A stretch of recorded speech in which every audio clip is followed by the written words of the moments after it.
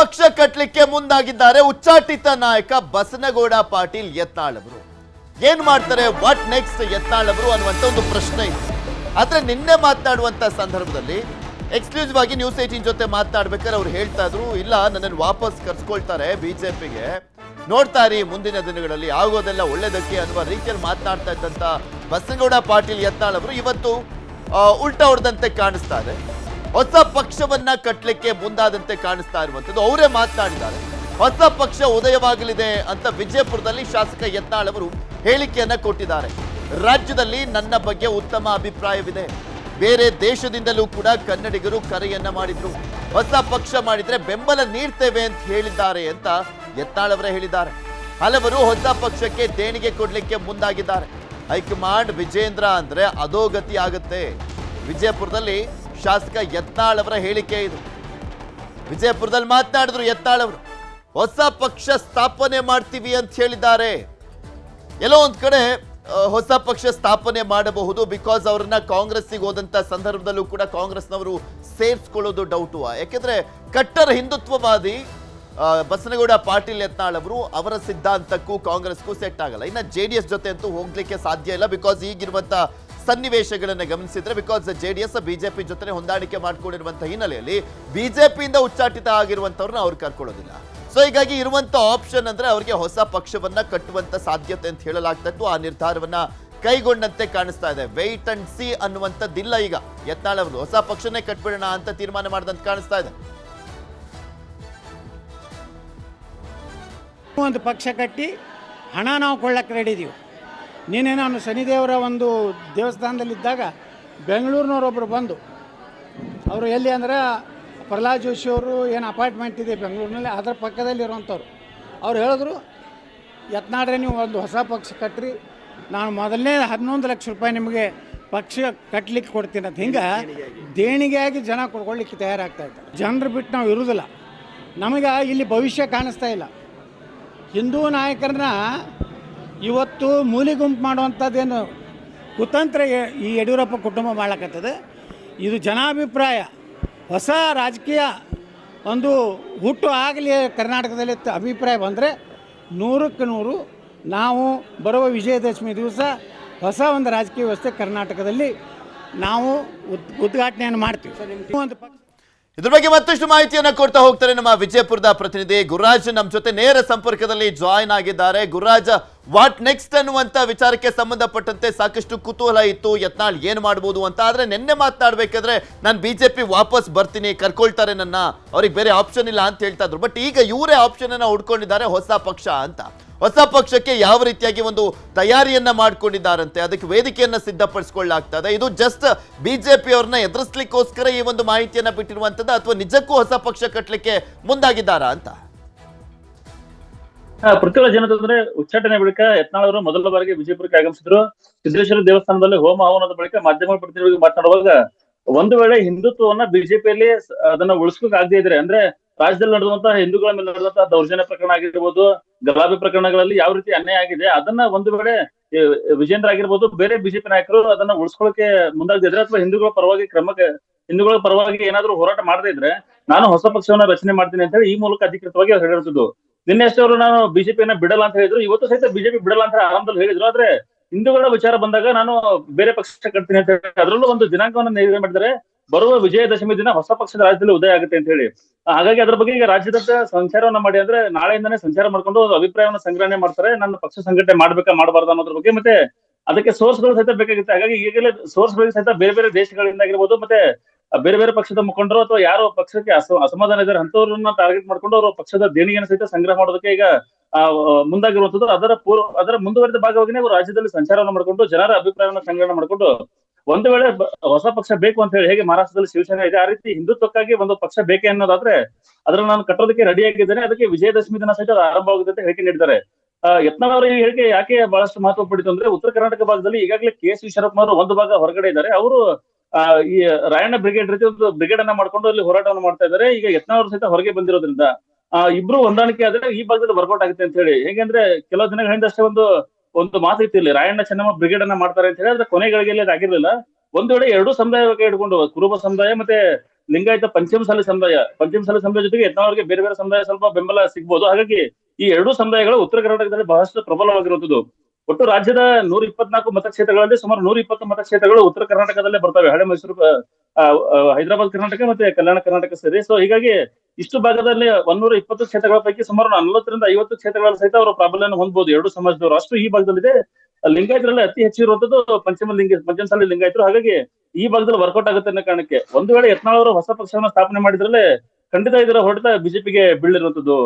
ಪೃಥ್ವಿರಾಜ್, ಇಲ್ಲಿ ಒಂದು ಹಿನ್ನೆಲೆಯನ್ನ ನೋಡ್ತಾ ಹೋದಾದ್ರೆ ಪ್ರಮುಖವಾಗಿ ಗುರುರಾಜ್, ಒಂದು ಪ್ರಾದೇಶಿಕ ಪಕ್ಷ ಯಾರ್ಯಾರು ಮಾಡಿದ್ರು ಅಂತ ನೋಡಿದ್ರೆ ಎಲ್ಲ ತುಂಬಾ ಪ್ರಬಲವಾಗಿದ್ದಂಥವ್ರು. ಫಾರ್ ಎಕ್ಸಾಂಪಲ್ ಈಗ ನಿಜಲಿಂಗಪ್ಪ ಅವರು ಪ್ರಾದೇಶಿಕ ಪಕ್ಷ ಮಾಡಿದ್ರು, ಅದಾದ್ಮೇಲೆ ದೇವರಾಜ್ ಅರಸು ಅವರು ಕೂಡ ಪ್ರಾದೇಶಿಕ ಪಕ್ಷ ಮಾಡಿದ್ರು, ಅದಾದ್ಮೇಲೆ ರಾಮಕೃಷ್ಣ ಹೆಗಡೆ ಅವರು ಕೂಡ ಪ್ರಾದೇಶಿಕ ಪಕ್ಷ, ಬಂಗಾರಪ್ಪನವರು, ಯಡಿಯೂರಪ್ಪನವರು, ಈ ರೀತಿಯಾಗಿ ಸಾಕಷ್ಟು ಜನ ಮಾಡಿದ್ರು. ಆದ್ರೆ ಒಂದು ದಶಕಕ್ಕಿಂತ ಹೆಚ್ಚು ಯಾರು ಕೂಡ ಆ ಪಕ್ಷಗಳನ್ನ ಉಳಿಸ್ಕೊಳ್ಳಿಕ್ಕಾಗಿಲ್ಲ ಎಕ್ಸೆಪ್ಟ್ ದೇವೇಗೌಡರನ್ನ ಹೊರತುಪಡಿಸಿ. ಒಂದು ಚುನಾವಣೆ ಆದ ನಂತರ ಮತ್ತೊಂದು ಚುನಾವಣೆಗೆ ಆ ಪಕ್ಷಗಳೇ ಇರಲಿಲ್ಲ. ಆದ್ರೆ ಯಾರಿಗೆ ಯಾವ ರೀತಿಯ ಬುದ್ಧಿಯನ್ನ ಕಲಿಸಬೇಕಾಗಿತ್ತು ಆ ಬುದ್ಧಿಯನ್ನ ಕಲಿಸಿದ್ರು, ಆ ಪಕ್ಷವನ್ನ ಮಕಾಡೆ ಮಲಗಿಸಿದ್ರು. ಮೋಸ್ಟ್ ಪ್ರಾಬಬಲಿ ಯತ್ನಾಳ್ ಅವರು ತಮ್ಮನ್ನ ತಾವು ಪ್ರೂವ್ ಮಾಡ್ಕೊಳ್ಳಿಕ್ಕೆ, ತನ್ನ ಶಕ್ತಿ ಏನು ಅಂತ ಪ್ರೂವ್ ಮಾಡ್ಕೊಳ್ಳಿಕ್ಕೆ ನೆಕ್ಸ್ಟ್ ಎಲೆಕ್ಷನ್ ವರೆಗೂ ಕಾಯ್ಬೇಕಾಗಿರುವಂತ ಹಿನ್ನೆಲೆಯಲ್ಲಿ ಅಟ್ಲೀಸ್ಟ್ ಬಿಜೆಪಿಗೆ ಒಂದು ಪಾಠ ಕಲಿಸಬೇಕು, ಬಿಜೆಪಿಗೆ ಉತ್ತರ ಕೊಡಬೇಕು ಅನ್ನುವಂತ ನಿಟ್ಟಿನಲ್ಲಿ ಈ ಪಕ್ಷ ರೆಡಿ ಆಗ್ತಾ ಇದೆಯಾ ಅಂತ. ಹೌದು ಪೃಥ್ವಿರಾಜ್, ಏನಂದ್ರೆ ಒಂದ್ ವೇಳೆ ಯತ್ನಾಳ್ ಅವರ ಪಕ್ಷವನ್ನ ರಚನೆ ಮಾಡಿದ್ರೆ ವಾಸ್ತವಿಕ ಇರುವಂತದ್ದು ಏನಂದ್ರೆ ಇಡೀ ಕರ್ನಾಟಕಕ್ಕೆ ಅವರ ಪಕ್ಷ ಅನ್ವಯ ಆಗೋದಿಲ್ಲ ಅನ್ನೋದು ಒಂದು ವಾಸ್ತವ. ಆದ್ರೆ ಉತ್ತರ ಕರ್ನಾಟಕದ ವಿಜಯಪುರ, ಬಾಗಲಕೋಟೆ, ಬೆಳಗಾವಿ, ಹುಬ್ಬಳ್ಳಿ, ಧಾರವಾಡ ಮತ್ತೆ ಕರಾವಳಿ ಭಾಗದ ಕೆಲವು ಭಾಗಗಳು ಯತ್ನಾಳ್ ಅವರಿಗೆ ಕೈ ಹಿಡಿಯುತ್ತೆ ಅನ್ನೋದು ಒಂದು ಆಧಾರ ಇದೆ. ಜೊತೆಗೆ ಕಲಬುರಗಿ ಜಿಲ್ಲೆಯ ಚಿಂಚೋಳಿ ಸೇರಿದಂತೆ ಈ ಕೆಲವು ಭಾಗಗಳು ಇಡೀ ರಾಜ್ಯಕ್ಕೆ ಅವರ ಪಕ್ಷ ಅನ್ವಯ ಆಗಲ್ಲ ಅಂದ್ರೆ ಈ ಭಾಗದಲ್ಲಿ ಅನ್ವಯ ಆಗುತ್ತೆ.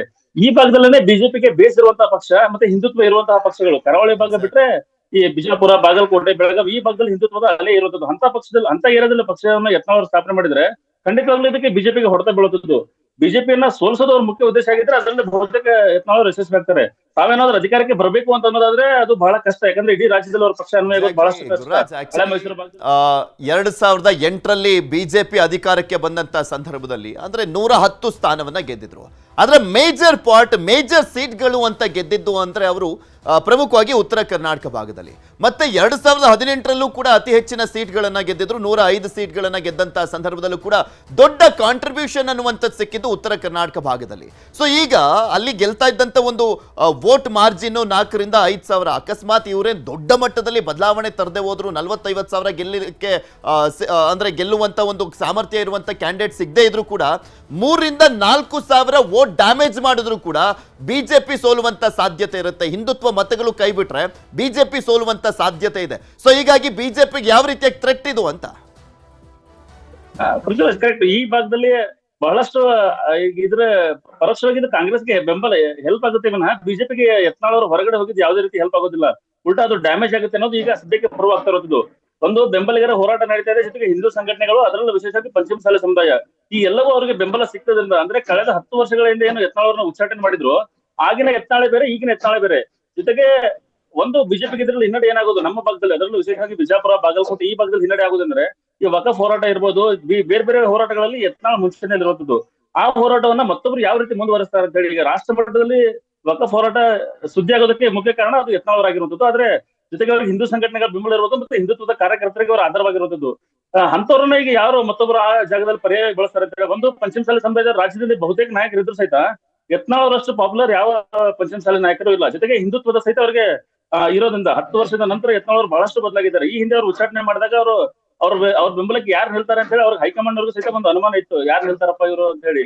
ಆದ್ರೆ ಈಗ ಅವ್ರಿಗೆ ಹೈಕಮಾಂಡ್ ಒಂದು ಮನವರಿಕೆ ಇರುವಂತದ್ದು ಹಿಂದುತ್ವದ ನಿಲ್ತಾರೆ, ಪಂಚಮಸಾಲಿ ಸಮುದಾಯದವ್ರು ನಿಲ್ತಾರೆ, ಲಿಂಗಾಯತರು ನಿಲ್ತಾರೆ ಅನ್ನೋ ಕಾರಣಕ್ಕೇನೆ ಈಗ ಇವ್ರೇನಾದ್ರು ಹೊಸ ಪಕ್ಷ ಮಾಡಿದ್ರೆ ನಮ್ಗೆ ಬಹಳಷ್ಟು ಸಮಸ್ಯೆ ಆಗುತ್ತೆ ಅನ್ನೋದು ಈಗ ಹೈಕಮಾಂಡ್ಗೆ ಮನವರಿಕೆ ಆಗುವಂತಹ ಪರಿಸ್ಥಿತಿ ಇರುವಂತದ್ದು. ಅದನ್ನೇ ಒಂದು ಯತ್ನಾಳ್ ಅವರು ಯುಟಿಲೈಸ್ ಮಾಡ್ಕೊಳ್ಳುವಂತಹ ಸಾಧ್ಯತೆ ಇರುವಂತದ್ದು. ಪೃಥ್ವಿರಾಜ್, ನೋಡೋಣ ಏನಾಗುತ್ತೆ ಅನ್ನುವಂಥದ್ದು. ಪ್ರಾದೇಶಿಕ ಪಕ್ಷವನ್ನ ಕಟ್ಟಿ ಸರ್ವೈ ಮಾಡುವಂಥದ್ದು ಅಷ್ಟು ಈಸಿ ಅಲ್ಲ. ಧನ್ಯವಾದ ಗುರುರಾಜ್ ನೀವೆಲ್ಲ ಮಾಹಿತಿಗಾಗಿ. ಯಾಕೆ ಹೇಳ್ತಾ ಇದ್ದೀನಿ ಅಂದ್ರೆ ಪ್ರಾದೇಶಿಕ ಪಕ್ಷವನ್ನ ಕಟ್ಟುವಂತ ಸಂದರ್ಭದಲ್ಲಿ ಆ ವ್ಯಕ್ತಿಗಳು ಆಲ್ಮೋಸ್ಟ್ ನಾನು ಹೇಳ್ತಾ ಇದ್ನಲ್ಲ, ನಿಜಲಿಂಗಪ್ಪ ಅವರು ಕಟ್ಟಿದ್ರು, ಅದಾದ್ಮೇಲೆ ದೇವರಾಜ್ ಅರಸು ಅವರು ಕೂಡ ದೊಡ್ಡ ಪಾಪ್ಯುಲರ್ ಲೀಡರ್, ಅವರು ಕೂಡ ಒಂದು ಪಕ್ಷವನ್ನ ಕಟ್ಟಿದ್ರು. ಅದಾದ್ಮೇಲೆ ರಾಮಕೃಷ್ಣ ಹೆಗಡೆ ಅವರು 2 ಬಾರಿ ಮುಖ್ಯಮಂತ್ರಿಗಳಾಗಿದ್ದಂಥವ್ರು, ಅವರು ಪಕ್ಷವನ್ನ ಕಟ್ಟಿದ್ರು. ಅದರ ನಂತರ ಬಂಗಾರಪ್ಪ ಅವರು ಪಕ್ಷವನ್ನ ಕಟ್ಟಿದ್ರು. ಮೇನ್ಲಿ ನಾವು ನೋಡೋದಾದ್ರೆ ಬಂಗಾರಪ್ಪ ಅವರು ಕೂಡ ಒಂದು 8% ಅಷ್ಟು ವೋಟ್ ಅನ್ನ ತಗೊಂಡಿದ್ರು. 10 ಜನ MLA ಆ ಸಂದರ್ಭದಲ್ಲಿ ಆಯ್ಕೆ ಆಗಿದ್ರು 1994 ಅದಾದ್ಮೇಲೆ ಯಡಿಯೂರಪ್ಪನವ್ರ ಪಕ್ಷವನ್ನ ಕಟ್ಟಿದಾಗ 10% ವೋಟ್ ತಗೊಂಡಿದ್ರು. ಆದ್ರೆ ಗೆದ್ದಿದ್ದು 6 ಜನ MLA ಗಳು ಅವರೆಲ್ಲರೂ ಕೂಡ ಮುಖ್ಯಮಂತ್ರಿಗಳಾಗಿದ್ದಂಥವರು, ತನ್ನದೇ ಆದಂಥ ಶಕ್ತಿ ಆಲ್ ಓವರ್ ಕರ್ನಾಟಕ ಹೊಂದಿದ್ದಂಥವ್ರು. ಸೊ ಹೀಗಾಗಿನೇ ಆಯಾಯ ಪಕ್ಷಗಳಿಗೆ ದೊಡ್ಡ ಡ್ಯಾಮೇಜ್ ಅನ್ನ ಮಾಡಿದ್ರು. ಬಟ್ ಯತ್ನಾಳ್ ಅವರು ನಾಟ್ ಪ್ರೂವನ್ ಲೀಡರ್, ಅಂದ್ರೆ ಇದುವರೆಗೂ ಪ್ರೂವ್ ಮಾಡಿಲ್ಲ ಯತ್ನಾಳ್ ಅವರು ನಾನೊಬ್ಬ ದೊಡ್ಡ ನಾಯಕ ಅಂತ. ಅಂದ್ರೆ ಅವರು ವೈಯಕ್ತಿಕವಾಗಿ ಮುಖ್ಯಮಂತ್ರಿ ಆದಂಥವರು ಕೂಡ ಅಲ್ಲ, ಅವ್ರ ಜೊತೆ ಎಷ್ಟು ಜನ ಬರ್ತಾರೆ ಅನ್ನುವಂಥದ್ದು ಕೂಡ ಇದುವರೆಗೂ ಒಂದು ಕ್ಲಾರಿಟಿ ಕೂಡ ಇಲ್ಲದಿರುವಂಥ ಕಾರಣಕ್ಕೋಸ್ಕರ ಯತ್ನಾಳ್ ಅವರು ಒಂದು ಪ್ರಾದೇಶಿಕ ಪಕ್ಷವನ್ನ ಕಟ್ಟಿ ಎಷ್ಟು ಮಟ್ಟಿಗೆ ಯಶಸ್ವಿ ಆಗ್ತಾರೆ. ಅದರ ಜೊತೆಗೆ ಸಂಪನ್ಮೂಲ ಒಂದೇ ಮ್ಯಾಟರ್ ಆಗೋದಿಲ್ಲ, ಇವ್ರ ಜೊತೆ ಎಷ್ಟು ಜನ ನಾಯಕರುಗಳು ಬರ್ತಾರೆ ಅನ್ನುವಂಥದ್ರ ಮೇಲೆ ಇವರ ಒಂದು ಪಕ್ಷದ ಅಸ್ತಿತ್ವದ ಪ್ರಶ್ನೆ ಉಳ್ಕೊಳ್ಳುವಂಥದ್ದು. ಸೊ ಹೀಗಾಗಿ ಏನಾಗುತ್ತೆ ಕಾದ್ ನೋಡ್ಬೇಕು. ಆಕ್ಚುಲಿ ಟಾರ್ಗೆಟ್ ಇರುವಂಥದ್ದು ಯತ್ನಾಳ್ ಅವರದು ಉತ್ತರ ಕರ್ನಾಟಕ ಭಾಗದಲ್ಲಿ 50ರಿಂದ 60 ಸೀಟು. ಮೇಯ್ನ್ ಆಗಿ ಬಿಜೆಪಿ ಎಲ್ಲಿ ಗಟ್ಟಿಯಾದಂಥ ಒಂದು ನೆಲೆಯನ್ನ ಹೊಂದಿದೆ ಆ ಒಂದು ಕ್ಷೇತ್ರಗಳಲ್ಲಿ ಡ್ಯಾಮೇಜ್ ಮಾಡಬೇಕು ಅಂತ ಅಂದ್ಕೊಂಡಿದ್ದಾರೆ. ಹಿಂದುತ್ವದ ನೆಲೆ ಎಲ್ಲಿದೆ ಜಾಸ್ತಿ ಗಟ್ಟಿಯಾಗಿದೆ ಅಲ್ಲಿ ನಾನು ಹೊಡೆತ ಕೊಡಬೇಕು ಅಂತ ಅಂದ್ಕೊಂಡಿದ್ದಾರೆ. ಬಟ್ ಅಷ್ಟು ಈಸಿ ಅಲ್ಲ, ಬಿಕಾಸ್ ಇನ್ನೂ ಕೂಡ 3 ವರ್ಷಗಳ ಕಾಲ ಇರುವಂಥ ಹಿನ್ನೆಲೆಯಲ್ಲಿ ಎಷ್ಟು ಜನ ಇವರು ಹಿಂದೆ ಹೋಗ್ತಾರೆ ಅದು ಕೂಡ ಇಂಪಾರ್ಟೆಂಟ್ ಆಗುತ್ತೆ. ಕಾದ್ ನೋಡೋಣ ಎಷ್ಟು ಮಟ್ಟಿಗೆ ಇವರು ಒಂದು ಪ್ರಭಾವವನ್ನು ಬೀರಿ ತನ್ನ ಪ್ರಬಲತೆಯನ್ನು ತೋರಿಸಿ ಒಂದು ಹೊಡೆತವನ್ನ ಕೊಡ್ಬೋದು ಅಂತ. ಈಗ ಜಸ್ಟ್ ಹೇಳಿದ್ದಾರೆ ಅಷ್ಟೇ, ಯಾವಾಗ ಬೇಕಾದರೂ ಉಲ್ಟಾ ಹೊಡಿಬೋದು. ಬಸನಗೌಡ ಪಾಟೀಲ್ ಯತ್ನಾಳ್ ಅವರು ಪಕ್ಷವನ್ನ ಕಟ್ಟುವಂತ ವಿಚಾರಕ್ಕೆ ಸಂಬಂಧಪಟ್ಟಂತೆ ಆ ನಿರ್ಧಾರದಿಂದ ಏನಾಗುತ್ತೆ ಕಾದ್ ನೋಡೋಣ. ಇನ್ನ ಯತ್ನಾಳ್ ಅವರ ವಿಚಾರಕ್ಕೆ ಸಂಬಂಧಪಟ್ಟಂತೆ ಕೆಲವರು ಬ್ಯಾಟಿಂಗ್ ಮಾಡ್ತಾ ಇದ್ರು ಯತ್ನಾಳ್ ಅವ್ರ ಬಗ್ಗೆ. ಹೌದು, ಯತ್ನಾಳ್ ಅವ್ರನ್ನ ವಾಪಸ್ ಕರ್ಕೊಳ್ಬೇಕು ಅದು ಇದು ಅಂತ. ಈಗ RSS ನ ಪ್ರಮುಖ ನಾಯಕರಲ್ಲಿ ಒಬ್ಬರಾಗಿರುವಂತ ಕಲ್ಲಡ್ಕ ಪ್ರಭಾಕರ್ ಭಟ್ ಅವರು ಯತ್ನಾಳ್ ವಿರುದ್ಧ ಹರಿಹಾಯ್ದಿದ್ದಾರೆ, ಮಾತನಾಡಿದ್ದಾರೆ. ಅವರು ಯತ್ನಾಳ್ ಅವರ ವಿರುದ್ಧ ಹಿಂದುತ್ವವಾದಿ ಅಂತ ಏನ್ ಬೇಕಾದ್ರೂ ಮಾತನಾಡ್ಬೋದೇನ್ರಿ? ಏನ್ ಬೇಕಾದ್ರೂ ಮಾತನಾಡ್ಬೋದಾ ಹಿಂದುತ್ವವಾದಿ ಅನ್ಬಿಟ್ಟು? ಯತ್ನಾಳ್ ಮಾತನಾಡುವಾಗ ಪ್ರಜ್ಞೆ ಇಟ್ಕೊಳ್ಬೇಕು, ಪ್ರಜ್ಞೆ ಇಟ್ಕೊಂಡು ಮಾತಾಡಬೇಕು. ಏನ್ ಬೇಕಾದ್ರೂ ಮಾತನಾಡಿದ್ರೆ ನಡೆಯುತ್ತೆ ಅನ್ನುವಂಥದ್ದಲ್ಲ. ಒಂದು ಸಂಘಟನೆಯಲ್ಲಿದ್ದಾಗ ಮಾತು ಗಡಿ ಮೀರಬಾರ್ದು, ಶಿಸ್ತಿರಬೇಕು ಮೇಯ್ನ್ ಆಗಿ. ಅದರಲ್ಲೂ ಬಿಜೆಪಿಯ ಶಾಸಕ ಅಥವಾ ಸಂಘದಿಂದ ಬಂದಿದ್ದಾರೆ ಅಂದ್ರೆ ಶಿಸ್ತು ಇಂಪಾರ್ಟೆಂಟು. ಆ ಶಿಸ್ತನ್ನ ಬ್ರೀಚ್ ಮಾಡಿದ್ರೆ ಯಾರು ಸಹಿಸ್ಕೊಳ್ತಾರೆ? ಯತ್ನಾಳ್ ಪಕ್ಷದ ಚೌಕಟ್ಟಿನ ಒಳಗಡೆ ಮಾತನಾಡಬೇಕು, ಹೊರಗೆ ಮಾತನಾಡುವಂಥದ್ದಲ್ಲ. ಹೊರಗೆ ಮಾತನಾಡುವಂಥದ್ದು ಹಿಂದುತ್ವದ ಲಕ್ಷಣ ಅಲ್ಲ ಅಂತ ಖಾರವಾಗಿ ಪ್ರತಿಕ್ರಿಯಿಸಿದ್ದಾರೆ. ನಾಮ ಹಾಕೊಂಡು ದೇವಸ್ಥಾನಕ್ಕೆ ಹೋದ್ರೆ ಸಾಕಾಗೋದಿಲ್ಲ. ಹಿಂದುತ್ವ ಅಂದ್ರೆ ಅದು ಶಿಸ್ತಾಗಿರ್ಬೇಕು. ಆ ಶಿಸ್ತನ್ನ ಬ್ರೇಕ್ ಮಾಡಿದ್ದಾರೆ, ಶಿಸ್ತನ್ನ ಉಲ್ಲಂಘಿಸಿದ್ದಾರೆ. ಪಕ್ಷದಲ್ಲಿ ಶಿಸ್ತು ಇಲ್ದಿದ್ರೆ ಸಮಸ್ಯೆ ಆಗುತ್ತೆ, ಆ ಪಕ್ಷಕ್ಕೆ ಹಿನ್ನಡೆ ಆಗುತ್ತೆ. ಯತ್ನಾಳ್ ವಿರುದ್ಧ ಹರಿಹಾಯ್ದಿರುವಂಥದ್ದು ಈ ರೀತಿಯಾಗಿ ಕಲ್ಲಡ್ಕ ಪ್ರಭಾಕರ್ ಭಟ್. ನೀವು ಹಿಂದುತ್ವ ಅಂತ ಹೇಳಿ ಏನು ಬೇಕಾದ್ರೆ ಮಾತಾಡ್ಬೋದಾ? ನೀವೊಂದು ಸಂಘಟನೆಗೆ ಸೇರಿಲ್ವಾ? ಸಂಘಟನೆಗೆ ಸೇರಿದ್ರೆ ಏನು ಮಾತಾಡಬೇಕು ಅಂತ ನಿಮಗೆ ಪ್ರಜ್ಞೆ ಇರಬೇಕು ರೀ. ಒಂದು ಸಂಘಟನೆ ಒಳಗಿದ್ದಾಗ ಸಂಘಟನೆಯ ವ್ಯಾಪ್ತಿಯನ್ನು ಅಥವಾ ಸಂಘಟನೆಯ ಗಡಿ ಹೊಂದಿದೆ, ಅದನ್ನು ಗಡಿ ಮೀರಿ ಹೋಗಬಾರ್ದು. ನಿಮಗೆ ಮಾತಾಡಲಿಕ್ಕೆ ಅವಕಾಶ ಇದೆ, ಪಕ್ಷದ ಒಂದು ಸಮಿತಿ ಇದೆ, ಸಮಿತಿ ಒಳಗೆ ಎಷ್ಟು ಬೇಕಾದ್ರೂ ಮಾತಾಡ್ಬೋದು. ನೀವು ಹೊರಗಡೆ ಹೋಗಿ ಅದು ಹಿಂದುತ್ವದ ಲಕ್ಷಣ ಅಲ್ಲ ಅಂತ. ಹಿಂದುತ್ವ ಅಂತ ಏನು ಹೇಳೋದು ನೀವು? ಹಿಂದುತ್ವ ನಾಮ ಹಾಕಿದರೆ ಮಾತ್ರ ಹಿಂದುತ್ವ ಆಗ್ತಾನೆ, ಅಥವಾ ದೇವಸ್ಥಾನಕ್ಕೆ ಹೋಗಿ ಪೂಜೆ ಮಾಡಿದರೆ ಮಾತ್ರ ಹಿಂದುತ್ವ ಆಗ್ತಾನೆ? ಹಿಂದುತ್ವದಲ್ಲಿ ಒಂದು ಶಿಸ್ತಿದೆ ಅಂತ, ಒಂದು ಅನುಶಾಸನ ಇದೆ ಅಂತ. ಅದು ಅನುಶಾಸನ ಇಲ್ಲ ಆದರೆ ಅದು ಹಿಂದುತ್ವ ಆಗೋಲ್ಲ. ಅದಕ್ಕೋಸ್ಕರ ಹಿಂದುತ್ವದ ಅನುಶಾಸನದಲ್ಲಿ ಇರಬೇಕು, ಪಕ್ಷದ ಅನುಶಾಸನದಲ್ಲಿ ಇರಬೇಕು. ಅದು ಇಲ್ಲ ಅಂತಾದರೆ ಈ ಸಮಸ್ಯೆಗಳು ನಿರ್ಮಾಣ ಆಗ್ತದೆ. ನೀವು ಹಿಂದುತ್ವ ಅಂತ ಹೇಳಿ ಏನು ಬೇಕಾದ್ರೆ ಮಾತಾಡ್ಬೋದಾ? ಮುಂದಿನ ಸುದ್ದಿ ಹೋಗೋಣ. MLC ರಾಜೇಂದ್ರ ಹತ್ಯೆಗೆ ಸುಪಾರಿ ಪ್ರಕರಣಕ್ಕೆ ಸಂಬಂಧಪಟ್ಟಂತೆ ಹತ್ಯೆಗೆ ಹೇಗೆಲ್ಲ ಸಂಚನ್ನ ರೂಪಿಸಿದ್ರು ಅದರ ಎಕ್ಸ್ಕ್ಲೂಸಿವ್ ಆದಂಥ ಮಾಹಿತಿ ನ್ಯೂಸ್ 18ಗೆ ಸಿಕ್ಕಿದೆ. FIR ಅಲ್ಲಿ ದಾಖಲಾಗಿರುವಂಥ ಡೀಟೇಲ್ಸ್ ಅನ್ನು ನಿಮ್ಗೆ ಹೇಳ್ತಾ ಹೋಗ್ತೀನಿ. FIR ಆಗಿದೆಯಲ್ಲ, FIR ಆಗಿರುವಂಥದ್ರಲ್ಲಿ ಏನು ದೂರನ್ನ ಕೊಟ್ಟಿದ್ರು ಅದ್ರ ಮೇಲೆ ಆಧಾರದ ಮೇಲೆ FIR ಅನ್ನು ದಾಖಲು ಮಾಡಿಕೊಳ್ಳಲಾಗಿದೆ. ಅದರಲ್ಲಿ ಏನು ಉಲ್ಲೇಖ ಆಗಿದೆ ನೋಡ್ತಾ ಹೋಗೋಣ. ಬೆಂಗಳೂರು ಮೂಲದ ಪ್ರಬಲ ರಾಜಕಾರಣಿಗಳಿಂದ ಪಿತೂರಿ ಅಂತ ಉಲ್ಲೇಖ ಮಾಡಲಾಗಿದೆ. ಬೆಂಗಳೂರು ಮೂಲದ ಪ್ರಬಲ ರಾಜಕಾರಣಿ ಅಂತೆ, CM ಅಂಡ್ ರಾಜಣ್ಣ ಇಬ್ಬರಿಗೂ ಆಪ್ತರಾಗಿರುವಂಥ ರಾಜಕಾರಣಿ ಅಂತೆ. ಹಂಗಾದ್ರೆ CM ವಿರೋಧಿ ಬಣ ಅಲ್ಲ, CM ಜೊತೆಗಿರುವಂಥವ್ರು, ರಾಜಣ್ಣ ಜೊತೆಗಿದ್ದಂಥವ್ರು ಆಪ್ತರಾಗಿರುವಂಥ ರಾಜಕಾರಣಿಗಳೇ ಅಂತೆ. ಕೆಡ್ಡ ತೋಡಿರೋದು ರಾಜಣ್ಣಗೆ. ರಾಜಣ್ಣ ಮತ್ತು ಮಗನನ್ನ ರಾಜಕೀಯವಾಗಿ ಮುಗಿಸ್ಲಿಕ್ಕೆ ಯತ್ನ. ರಾಜೇಂದ್ರ ಕೊಲೆಗೆ 70 ಲಕ್ಷ ಸುಪಾರಿ, 5 ಲಕ್ಷ ಅಡ್ವಾನ್ಸ್ ಅನ್ನ ಕೊಡಲಾಗಿತ್ತು ಅಂತ ಅನಾಮಧೇಯರಿಬ್ಬರು ಮಾತನಾಡಿದಂಥ ಆಡಿಯೋ ಲಭ್ಯವಾಗಿದೆ. ಆಡಿಯೋದಲ್ಲಿ ಹತ್ಯೆ ಸಂಚಿನ ಬಗ್ಗೆ ಗಂಭೀರವಾಗಿ ಚರ್ಚೆಯನ್ನ ಮಾಡಲಾಗ್ತಾ ಇದೆ. 2024 ನವೆಂಬರ್ನಲ್ಲಿ ರಾಜೇಂದ್ರ ಮಗಳ ಬರ್ತ್ಡೇ ಇತ್ತು. 2024 ನವೆಂಬರ್ 16ನೇ ತಾರೀಕು ಇವ್ರ ಮನೆಗೆ 15ನೇ ತಾರೀಕು ಶಾಮಿಯಾನ ಹಾಕ್ಲಿಕ್ಕೆ ಬಂದಿದ್ದಾರೆ. ಕೆಲಸಗಾರರ ವೇಷದಲ್ಲಿ ಬಂದಿದ್ದಂಥ ವ್ಯಕ್ತಿಗಳಿಂದ ಸಂಚನ್ನ ರೂಪಿಸಲಾಗಿತ್ತಂತೆ. GPS ಅಳವಡಿಸಲಿಕ್ಕೆ ಯತ್ನವನ್ನ ಮಾಡಲಾಗಿದೆ. ಶಿರಾ ಗೇಟ್ನ ಫಾರ್ಮ್ ಹೌಸ್ನಲ್ಲಿ ಕೊಲೆ ಸಂಚನ್ನ ಮಾಡಲಾಗಿತ್ತು ಅಂತ. GPS ಅಳವಡಿಸಲಿಕ್ಕೆ ಅಂದ್ರೆ ಈಗ ಪ್ಲಾನ್ ಮಾಡಿದಾರಲ್ವಾ, ಸುಪಾರಿ ಕೊಟ್ಟಿದ್ರಲ್ವ, ಅವ್ರು ಎಲ್ಲೆಲ್ಲಿ ಓಡಾಡ್ತಾರೆ, ಎಲ್ಲಿಗೆ ಬರ್ತಾರೆ, ಅಕಸ್ಮಾತ್ ಅವರ ಮನೆಯಲ್ಲಿ ಏನಾದರೂ ಕೊಲೆ ಮಾಡ್ಲಿಕ್ಕೆ ಆಗಲಿಲ್ಲ ಅಂದರೆ ಹೊರಗಡೆ ಓಡಾಡುವಂಥ ಸಂದರ್ಭದಲ್ಲಿ ಗೊತ್ತಾಗುತ್ತಲ್ಲ ಎಲ್ಲೆಲ್ಲಿ ಹೋಗ್ತಾ ಇದ್ದಾರೆ ಅಂತ, ಆ ಸಂದರ್ಭದಲ್ಲಿ ಪ್ಲಾನ್ ಮಾಡ್ಬೋದು ಅನ್ನುವಂಥ ಲೆಕ್ಕಾಚಾರಕ್ಕೋಸ್ಕರ GPS ಅಳವಡಿಸ್ಲಿಕ್ಕೂ ಯತ್ನ ಅಂತೆ. ಶಿರಾ ಗೇಟ್ನ ಫಾರ್ಮ್ ಹೌಸ್ನಲ್ಲಿ ಕೊಲೆ ಸಂಚು ಮಾಡಲಾಗಿತ್ತು. ಹಾಗೆ 5 ಹೆಸರು ಉಲ್ಲೇಖ ಮಾಡಲಾಗಿದೆ. ಸೋಮ, ಭರತ್, ಅಮಿತಾ, ಗುಂಡ ಸೇರಿದಂತೆ 5ರಿಂದ ಸಂಚು ಅಂತ ಅವರು ಕಂಪ್ಲೇಂಟ್ ಅನ್ನು ಕೊಟ್ಟಿರುವಂಥದ್ದು. ರಾಜೇಂದ್ರನ ಹತ್ಯೆಗೆಂದೇ ಶಸ್ತ್ರಾಸ್ತ್ರವನ್ನ ಕೂಡ ಖರೀದಿ ಮಾಡಿದ್ರಂತೆ. ಬೆಂಗಳೂರಿನ ಕಲಾಸಿ ಪಾಳ್ಯದ ಹಿಂಬಾಲಕರ ನೇಮಕ ಮಾಡಲಾಗಿದೆ. ಮಧುಗಿರಿಯಲ್ಲಿ ಕೆಲ ಹಿಂಬಾಲಕರ ನೇಮಕ ಮಾಡಲಾಗಿತ್ತಂತೆ. ಅವರನ್ನ ಎಲ್ಲಿ ಓಡಾಡ್ತಾರೆ ಏನು ಎತ್ತ ಅಂತ ಸ್ಕೆಚ್ ಅನ್ನು ಹಾಕುವಂತ ನಿಟ್ಟಿನಲ್ಲಿ ತುಮಕೂರಿನ ಕ್ಯಾತ್ಸಂದ್ರ ಠಾಣೆಯಲ್ಲಿ FIR ದಾಖಲಾಗಿದೆ. ಅವ್ರು ಕೊಟ್ಟಿರುವಂಥ ದೂರಿನ ಆಧಾರದಲ್ಲಿ ನಾವು ಹೇಳ್ತಾ ಇರುವಂಥದ್ದು, ಆ ದೂರಿನಲ್ಲಿ ಏನೇನೆಲ್ಲ ಉಲ್ಲೇಖ ಆಗಿದೆ ಅನ್ನುವಂಥದ್ದನ್ನ ತನಿಖೆ ಆದ ನಂತರ ಗೊತ್ತಾಗುತ್ತೆ ನಿಜಕ್ಕೂ ಯಾವ ರೀತಿಯಾಗಿ ಸ್ಕೆಚ್ ಅನ್ನ ಮಾಡಲಾಗಿತ್ತು, ಸ್ಕೆಚ್ ಅನ್ನ ಹಾಕಲಾಗಿತ್ತಾ, ಈಗ 5 ಹೆಸರನ್ನ ಉಲ್ಲೇಖ ಮಾಡಲಾಗಿದೆಯಲ್ಲ ಅವರೆಲ್ಲ ಯಾರು, ಇದೆಲ್ಲ ನೆಕ್ಸ್ಟ್ ಗೊತ್ತಾಗ್ತಾ ಹೋಗ್ಬೇಕು. ಇನ್ನು ಹನಿ ಟ್ರಾಪ್ ಕೇಸ್ನಲ್ಲಿ ಸ್ವಪಕ್ಷದವರ ಸಂಚಿನ ಆರೋಪವನ್ನ ಮಾಡಲಾಗಿತ್ತು. ಆರೋಪ ಏನೋ ಮಾಡ್ಬಿಟ್ರು, ಗಾಳಿಲಿ ಗುಂಡು ಹೊಡೆದ್ರು ಅಂತಾನೆ ನಾನು ಈಗಲೂ ಕೂಡ ಹೇಳೋದು. ಬಿಕಾಸ್ ಇದುವರೆಗೂ ಒಂದೇ ಒಂದು ದಾಖಲೆ ಇಲ್ಲ ಅಂತ ಹೇಳ್ತಾ ಇದ್ದಾರೆ. ದಾಖಲೆ ಇತ್ತು ಅಂತ ಹೇಳಿದ್ರು ಆನ್ ದ ಫ್ಲೋರ್, ಬಟ್ ಇವಾಗ ದಾಖಲೆ ಇಲ್ಲ ಅಂತ ಹೇಳ್ತಾ ಇರುವಂತ ಹಿನ್ನೆಲೆಯಲ್ಲಿ ಇದನ್ನ ಗಾಳಿಲಿ ಗುಂಡು ಅಂತಾನೆ ಹೇಳಬೇಕಾಗುತ್ತೆ. ಕೊಲೆ ಸಂಚಿನ ಕೇಸ್ನಲ್ಲೂ ಕೂಡ ರಾಜಕಾರಣಿಯ ಕೈವಾಡನ, ಹಿರಿಯ ರಾಜಕಾರಣಿಗಳು ಸಂಚನ್ನ ರೂಪಿಸಿದ್ರಂತೆ. ಇದರಲ್ಲೂ ಕೂಡ ರಾಜಕೀಯ ಅಡಗಿದೆ ಅಂತ. ಅದರಲ್ಲೂ ಅವ್ರು ಹೇಳ್ತಾ ಇರುವಂತದ್ದು ಏನು, ರಾಜಣ್ಣ ಸಿದ್ದರಾಮಯ್ಯನವರ ಆಪ್ತರು ಅಂತಾನೆ ಹೇಳ್ತಾ ಇದ್ದಾರೆ. ರಾಜಣ್ಣ ಮತ್ತು ಸಿದ್ದರಾಮಯ್ಯನವರಿಗೆ ಆಪ್ತರಾಗಿದ್ದಂಥವ್ರು ಅಂತ. ಆ ಆಪ್ತರು ಯಾರು? ಸಾಕಷ್ಟು ಜನ ಸಿಗ್ತಾರೆ ಈಗ ಆಪ್ತರ ಲಿಸ್ಟ್ ಅನ್ನು ತೆಕ್ಕೊಂಡು ಹೋಗ್ತಾ ಹೋದ್ರೆ. ಬಟ್ ಇವರಿಗೆ ರಾಜಕೀಯವಾಗಿ ಕಡು ವಿರೋಧಿ ಯಾರಾಗಿದ್ದಾರೆ ಆಪ್ತರಾಗಿದ್ದುಕೊಂಡು, ಅದು ಕೂಡ ಇಂಪಾರ್ಟೆಂಟ್ ಆಗುತ್ತಲ್ಲ. ಬೆಂಗಳೂರು ಮೂಲದ ಪ್ರಬಲ ವ್ಯಕ್ತಿಗಳಿಂದ ಪಿತೂರಿ ಅಂತೆ. ಅಪ್ಪ ಮಗನ ಮೇಲೆ ಬಲವಾದ ರಾಜಕೀಯ ದ್ವೇಷ ಇರೋರಂತೆ. ಒಳಸಂಚು ರೂಪಿಸಿ ರಾಜಕೀಯವಾಗಿ ಮುಗಿಸುವಂತ ಯತ್ನವಂತೆ. ಇಷ್ಟು ದಿನ ಆಗದೇ ಇದ್ದಿದ್ದು ಇವಾಗ ರಾಜಕೀಯವಾಗಿ ಮುಗಿಸುವಂತ ಯತ್ನ ಅಂತೆ ಇವರಿಬ್ಬರನ್ನು. MLC ರಾಜೇಂದ್ರ ದಾಖಲಿಸಿರುವಂತ ದೂರಿನ ಮೇಲೆ FIR ಹಾಕೊಳ್ಳಲಾಗಿದೆ. ರಾಜಕಾರಣಿಗಳ ಒಳಸಂಚು ಅಂತ ರಾಜೇಂದ್ರ ಆರೋಪ ಮಾಡಿದ್ದಾರೆ. ಮತ್ತೆ ಗಾಳಿಯಲ್ಲಿ ಗುಂಡನ್ನ ಹೊಡೆದ್ರ ಕಾಂಗ್ರೆಸ್ನ MLC ಅನ್ನುವಂತ ಪ್ರಶ್ನೆ ಇರುವಂತದ್ದು. ಇದೆಲ್ಲದ್ರ ಬಗ್ಗೆ ಇನ್ನಷ್ಟು ಮಾಹಿತಿಯನ್ನ ಕೊಡ್ತಾ ಹೋಗ್ತಾರೆ ನಮ್ಮ ಪ್ರತಿನಿಧಿ ಮಂಜುನಾಥ್. ನಮ್ಮ ಜೊತೆ ನೇರ ಸಂಪರ್ಕದಲ್ಲಿ ಜಾಯಿನ್ ಆಗಿದ್ದಾರೆ. ಮಂಜುನಾಥ್, ಸಾಕಷ್ಟು ನೋಡ್ಬಿಟ್ವಿ ಈ ಒಂದು ಪ್ರಕರಣದಲ್ಲಿ ಎಷ್ಟೆಷ್ಟೆಲ್ಲ ಕನ್ಫ್ಯೂಷನ್ಸ್ ಅನ್ನ ಕ್ರಿಯೇಟ್ ಮಾಡಾಕ್ಬಿಟ್ರು ಅಂತ. ಒಂದ್ ಕಡೆ ಹನಿ ಟ್ರ್ಯಾಪು, ಅದಾದ್ಮೇಲೆ ಕೊಲೆ ಟ್ರ್ಯಾಪು, ಕೊಲೆಗೆ ಸಂಚು, ಸುಪಾರಿ ಎಲ್ಲವೂ ಕೂಡ ಆಗೋಯ್ತು. ಅದಾದ್ಮೇಲೆ ಒಂದು 5 ಹೆಸರನ್ನ ಕೂಡ ಉಲ್ಲೇಖ ಮಾಡಲಾಗಿದೆ. ಇದರ ಜೊತೆಗೆ ರಾಜಕಾರಣಿಗಳು, ಪ್ರಬಲ ರಾಜಕಾರಣಿಗಳು ನಮ್ಮನ್ನ ರಾಜಕೀಯವಾಗಿ ಮುಗಿಸ್ಲಿಕ್ಕೆ ಯತ್ನ ಅಂತ ಹೇಳಿದ್ದಾರೆ. ಆದ್ರೆ ಅವ್ರು ಯಾರು ಅನ್ನುವಂಥದ್ದು ಹೇಳಿಲ್ಲ. ಸೊ ಅಂದ್ರೆ ಈಗ ಪ್ರೆಸೆಂಟ್ ಸಿಚುವೇಶನ್ ಅಲ್ಲಿ FIR ಅನ್ನ ದಾಖಲು ಮಾಡ್ಕೊಂಡಿರುವಂತ ಪೊಲೀಸರು ಹೇಗೆಲ್ಲ ತನಿಖೆಯನ್ನ ಮಾಡ್ತಾ ಇದ್ದಾರೆ, ಈಗ ಹೆಸರು ಉಲ್ಲೇಖ ಆಗಿರುವಂತವ್ರನ್ನ ಏನಾದ್ರು ವಿಚಾರಣೆ ಮಾಡ್ತಾ ಇದ್ದಾರೆ, ಇದಕ್ಕೆ ಏನಾದ್ರು ದಾಖಲೆ ಸಿಕ್ಕಿದೆಯಾ ಹೇಗೆ?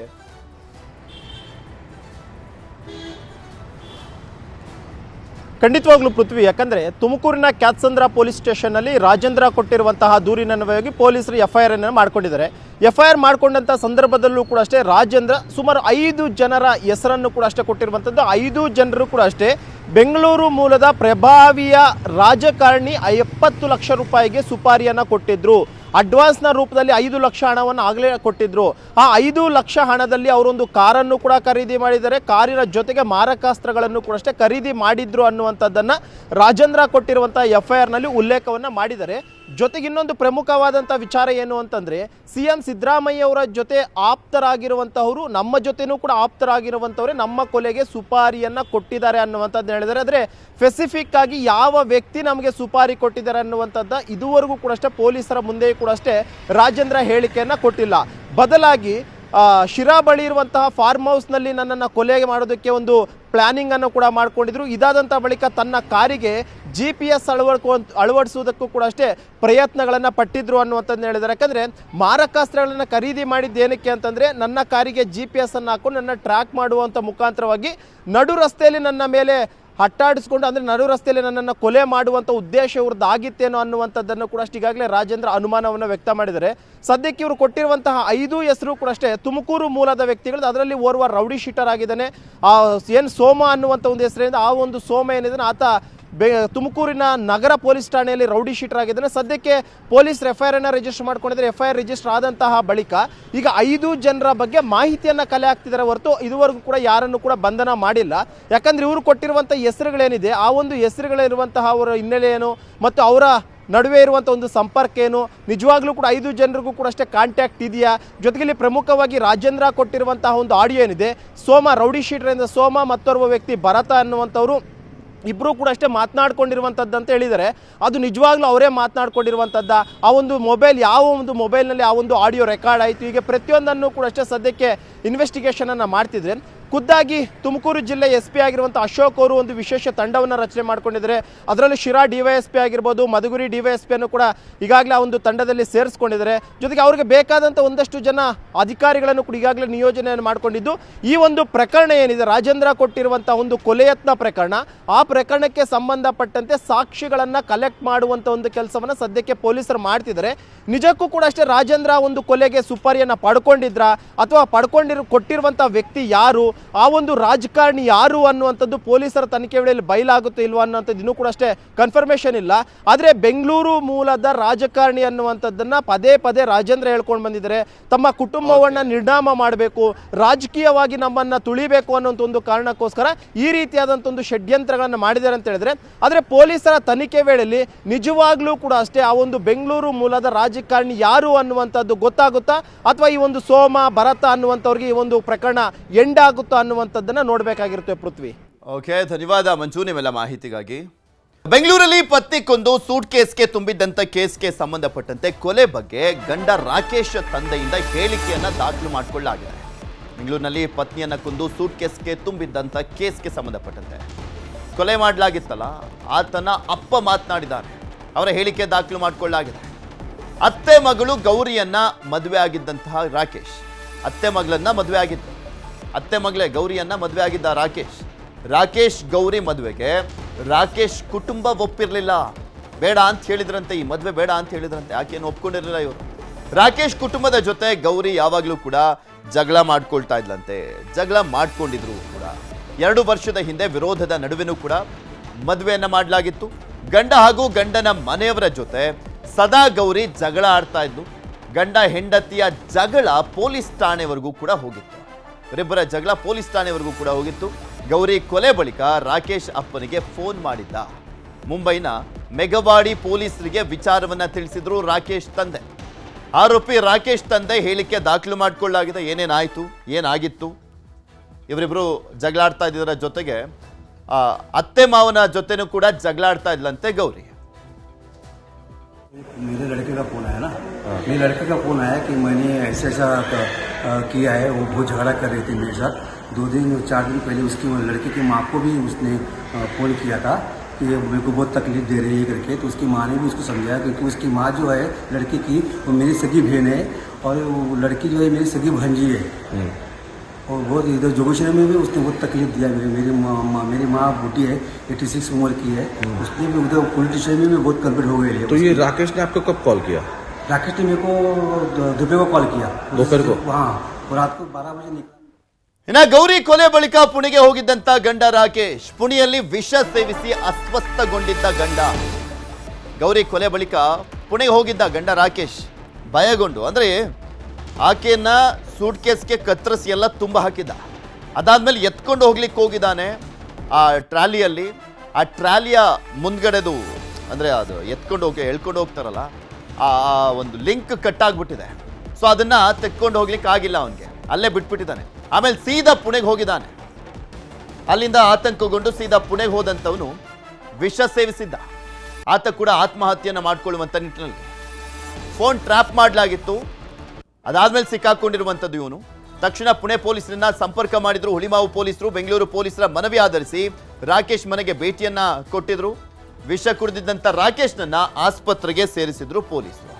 ಈ ಘಟನೆಗೆ ಸಂಬಂಧಪಟ್ಟಂತೆ ಇನ್ನಷ್ಟು ಮಾಹಿತಿಯನ್ನ ಕೊಡ್ತಾ ಹೋಗ್ತಾರೆ ನಮ್ಮ ಪ್ರತಿನಿಧಿ ಮಂಜುನಾಥ್. ನಮ್ಮ ಜೊತೆ ನೇರ ಸಂಪರ್ಕದಲ್ಲಿದ್ದಾರೆ. ಮಂಜು, ಹೆಂಡತಿಯನ್ನ ಭರ್ಭರವಾಗಿ ಕೊಲೆ ಮಾಡಿದಂಥ ಪ್ರಕರಣಕ್ಕೆ ಸಂಬಂಧಪಟ್ಟಂತೆ ಈಗ ಪೊಲೀಸರ ತನಿಖೆ ಯಾವ ರೀತಿಯಾಗಿ ಸಾಗ್ತಾ ಇದೆ? ಇನ್ನು ವಿಷ ಕುಡಿದಿದ್ನಲ್ಲ ಆತ ಡಿಸ್ಚಾರ್ಜ್ ಆದ್ನ ಅಥವಾ ಇನ್ನೂ ಕೂಡ ಆಸ್ಪತ್ರೆಯಲ್ಲಿ ಟ್ರೀಟ್ಮೆಂಟ್ ಅನ್ನ ಪಡ್ಕೊಳ್ತಾ ಇದ್ದಾನ? ಇನ್ನು ಆತನ ತಂದೆಯ ಹೇಳಿಕೆಯನ್ನ ಕೂಡ ಗಮನಿಸ್ತಾ ಇದ್ವಿ. ಇದನ್ನೆಲ್ಲವನ್ನು ಕೂಡ ನೋಡ್ತಾ ಹೋಗೋದಾದ್ರೆ